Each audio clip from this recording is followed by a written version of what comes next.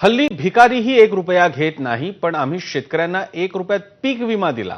काही लोकांनी त्याचा गैरवापर केला असं वक्तव्य काहीच महिन्यांपूर्वी राज्याचे कृषीमंत्री माणिकराव कोकाटे यांनी केलं होतं.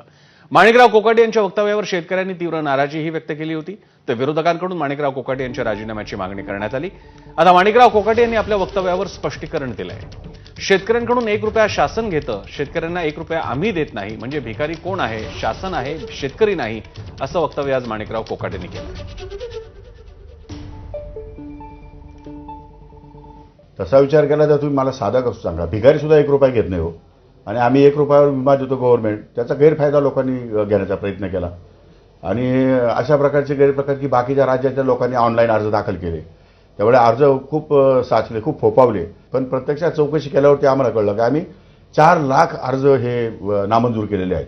पण याच्यात सुधारणा करणं आवश्यक आहे. त्यामुळे सुधारणा काय काय करायच्या, कशा करायच्या ते मुख्यमंत्री महोदयांशी बोलल्यानंतर, उपमुख्यमंत्री महोदय बोलल्यानंतर ठरवेल. प्रश्न असा आहे, शेतकऱ्यांकडनं 1 रुपया शासन घेतं, शेतकऱ्यांना 1 रुपया देत नाही आम्ही. शेतकऱ्यांकडनं 1 रुपया शासन, म्हणजे भिकारी कोणी? शासन आहे, शेतकरी नाही. पण त्याचा नेहमी अर्थ उलटा केलेला आहे. त्यामुळे 1 रुपया ही किंमत फार थोडी आहे. आणि 1 रुपयाच्या विम्याच्यामुळे महाराष्ट्रामध्ये 5-5.5 लाख बोगस अर्ज या ठिकाणी सापडले.